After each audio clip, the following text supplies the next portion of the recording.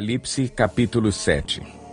Depois disso, vi 4 anjos em pé nos 4 cantos da terra, retendo os 4 ventos para impedir que qualquer vento soprasse na terra, no mar ou em qualquer árvore. Então vi outro anjo subindo do oriente, tendo o selo do Deus vivo.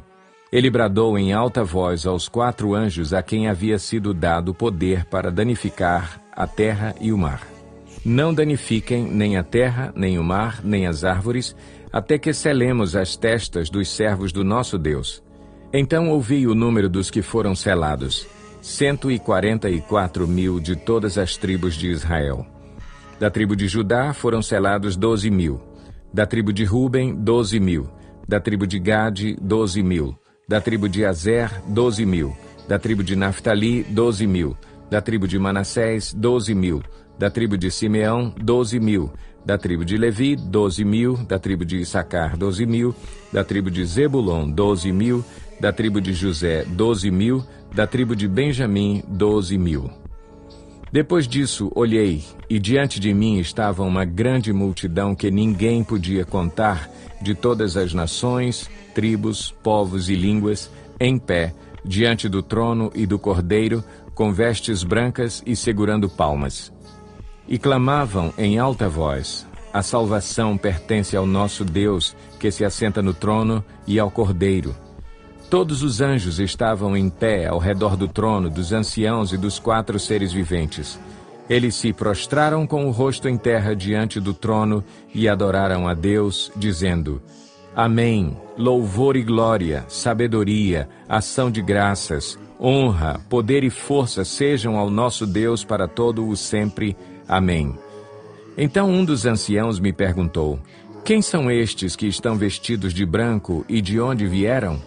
Respondi: Senhor, tu o sabes. E ele disse: Estes são os que vieram da grande tribulação e lavaram as suas vestes e as alvejaram no sangue do Cordeiro. Por isso eles estão diante do trono de Deus e o servem dia e noite em seu santuário. E aquele que está assentado no trono estenderá sobre eles o seu tabernáculo.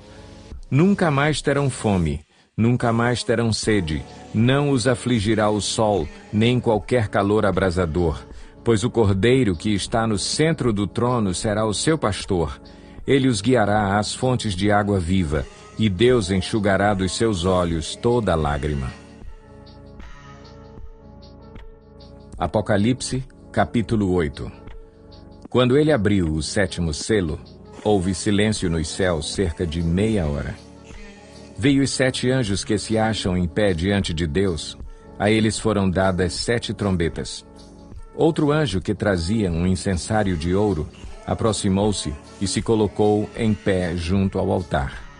A ele foi dado muito incenso para oferecer com as orações de todos os santos sobre o altar de ouro diante do trono. E da mão do anjo subiu diante de Deus a fumaça do incenso com as orações dos santos. Então o anjo pegou o incensário, encheu-o com fogo do altar e lançou-o sobre a terra, e houve trovões, vozes, relâmpagos e um terremoto.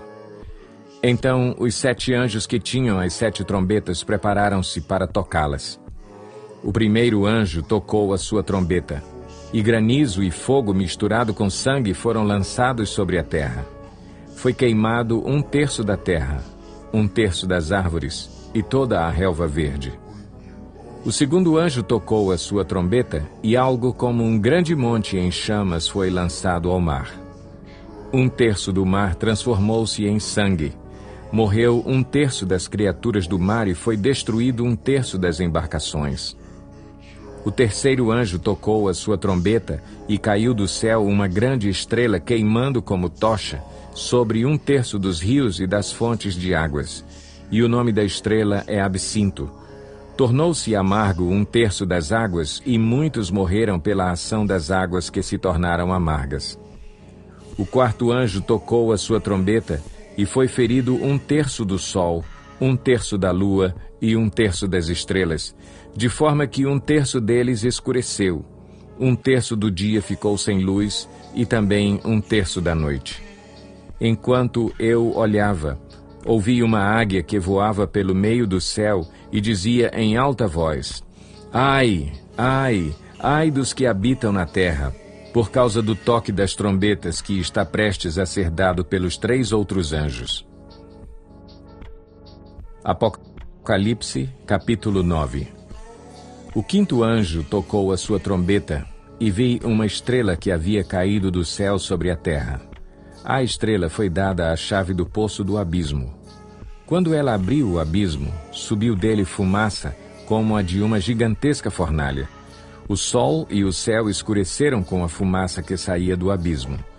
Da fumaça saíram gafanhotos que vieram sobre a terra, e lhes foi dado poder como o dos escorpiões da terra. Eles receberam ordens para não causar dano nem à relva da terra, nem a qualquer planta ou árvore, mas apenas àqueles que não tinham o selo de Deus na testa.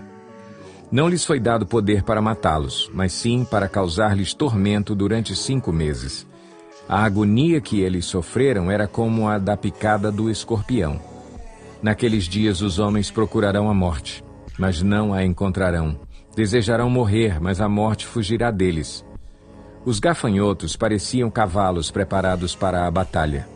Tinham sobre a cabeça algo como coroas de ouro, e o rosto deles parecia rosto humano. Os cabelos deles eram como os de mulher, e os dentes como os de leão. Tinham couraças como couraças de ferro, e o som das suas asas era como o barulho de muitos cavalos e carruagens correndo para a batalha. Tinham caudas e ferrões como de escorpiões, e na cauda tinham poder para causar tormento aos homens durante 5 meses. Tinham um rei sobre eles, o anjo do abismo, cujo nome em hebraico é Abaddon e, em grego, Apolion. O primeiro ai passou, 2 outros ais ainda virão. O 6º anjo tocou a sua trombeta e ouvi uma voz que vinha das pontas do altar de ouro que está diante de Deus. Ela disse ao 6º anjo que tinha a trombeta: solte os 4 anjos que estão amarrados junto ao grande rio Eufrates. Os 4 anjos que estavam preparados para aquela hora, dia, mês e ano foram soltos para matar 1/3 da humanidade. O número dos cavaleiros que compunham os exércitos era de 200 milhões. Eu ouvi o seu número. Os cavalos e os cavaleiros que vi em minha visão tinham este aspecto. As suas couraças eram vermelhas como o fogo, azuis como o jacinto e amarelas como o enxofre. A cabeça dos cavalos parecia a cabeça de um leão, e da boca lançavam fogo, fumaça e enxofre. 1/3 da humanidade foi morto pelas 3 pragas, de fogo, fumaça e enxofre que saíam das suas bocas. O poder dos cavalos estava na boca e na cauda, pois as suas caudas eram como cobras. Tinham cabeças com as quais feriam as pessoas. O restante da humanidade que não morreu por essas pragas, nem assim se arrependeu das obras das suas mãos. Eles não pararam de adorar os demônios e os ídolos de ouro, prata, bronze, pedra e madeira. Ídolos que não podem ver, nem ouvir, nem andar. Também não se arrependeram dos seus assassinatos, das suas feitiçarias, da sua imoralidade sexual e dos seus roubos.